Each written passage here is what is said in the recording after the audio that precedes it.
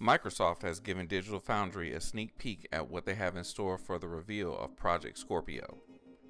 Lots of details were given and others held back, of course. What we do know is that it will have a 2.3 GHz custom 8-core CPU, 12 GB of GDDR5 memory, and a GPU that rivals the NVIDIA 1070. No price point or official name has been given yet, but Digital Foundry listed 5 ways Project Scorpio will improve Xbox One and 360 games. Smoother performance and no screen tearing.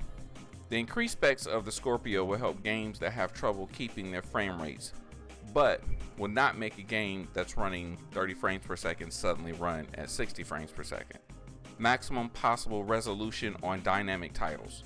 Dynamic resolution simply means that if a game is in danger of losing its target frames per second, it can lower its resolution to compensate. With Scorpio, the extra power under the hood will allow the games to maximize their resolution depending on how they were designed. Improved texture filtering. Improving the textures will allow games to get on par with their PC counterparts, which, along with increased resolutions, will improve visuals greatly. Scorpio game DVR support.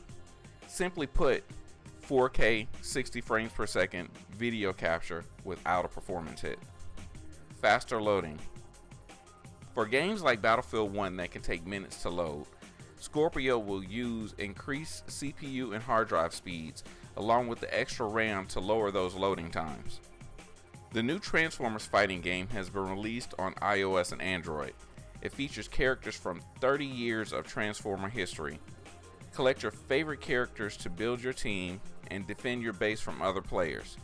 The gameplay is obviously geared towards mobile devices, but we'd be crazy not to want a similar game for consoles or PC. Beginning April 11th, the Xbox Spring Sale will begin and will include deals for Xbox One, 360, and Windows 10 titles. Games are up to 67% off, with an additional 10% for Xbox Live Gold members. For the first time, this sale will also include $15 off Xbox Design Lab controllers, as well as deals at the Microsoft Store. Also included are deals on movies, TV shows, and apps. The sale ends April 17th. Marvel is bringing their free-to-play MMO action RPG to consoles. Marvel Heroes was previously a PC-only game, but now will be available on Xbox One and PS4, rebranded as Marvel Heroes Omega. So far, there are 38 heroes lined up for release, which is looking at a spring 2017 window. A closed beta for PS4 is planned soon, with the beta coming for Xbox One later. Gamerstech teased a new product on their Facebook page called the 8-Bit Boy XL. This is a handheld NES system which sports a 7-inch screen, HDMI output, rechargeable battery, a kickstand, and a wireless controller.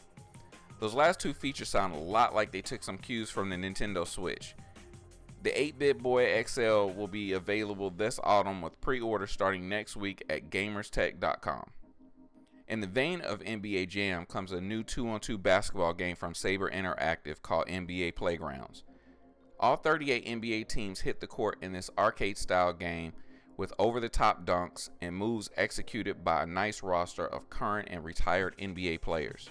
NBA Playgrounds will be out this May on Xbox One, PS4, Nintendo Switch, and PC as a digital download.